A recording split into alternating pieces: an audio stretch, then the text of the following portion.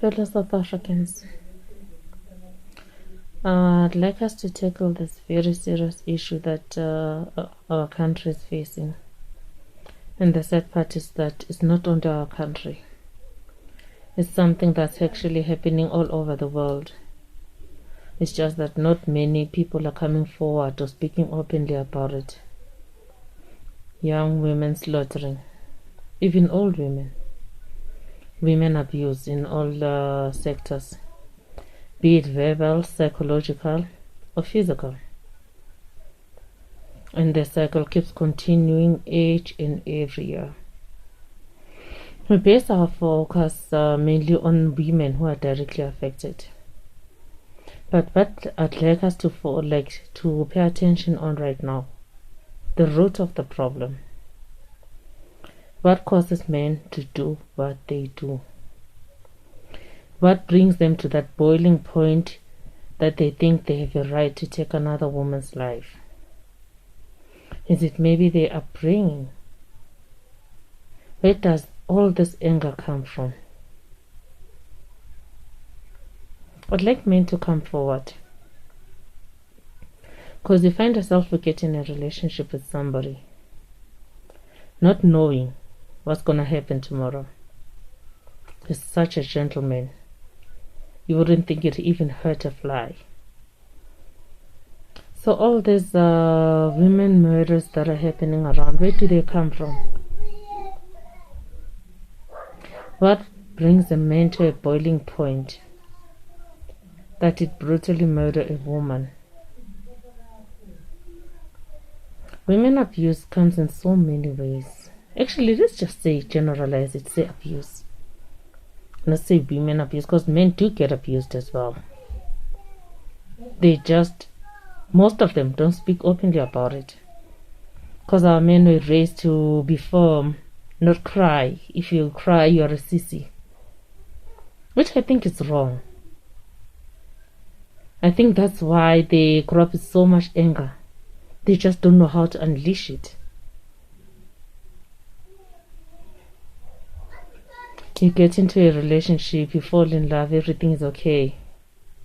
All happy, lovey-dovey.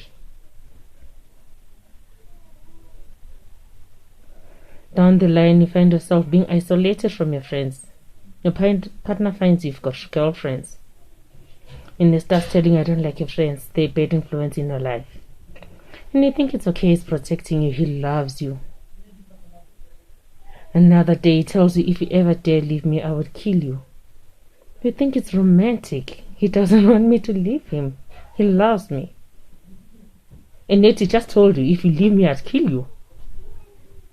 And you think that's the norm. A guy greets you in the street. Wait, Ucholana, you know this guy is sleeping with this guy. You're cheating on me. And such thing is not even happening. And you think it's romantic for your boyfriend or husband or fiance to be jealous of you.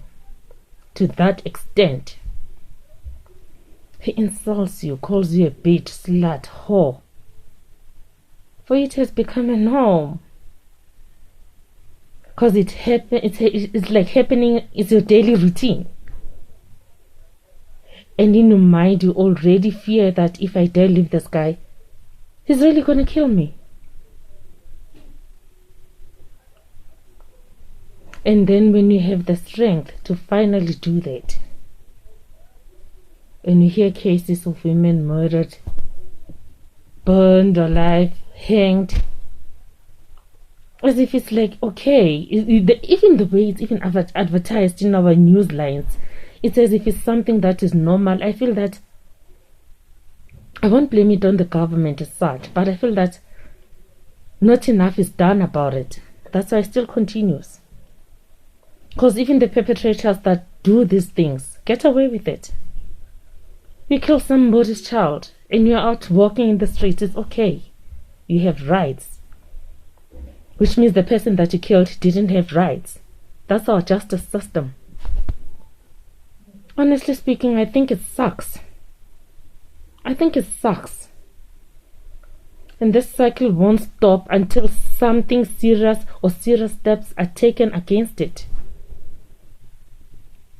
But going back to the focus, the root of the problem, what causes men to kill women? What goes through a man's mind before brutally murdering another woman's child? He's a man born from a woman who was once a young, innocent boy. What caused him to grow up to be a murderer? I feel that if we can find the root of this problem, maybe, just maybe, we can find a solution for the next generation coming. We can save somebody's life if we can find this problem. I'm inviting men to come forward, speak openly. It doesn't make you less of a man.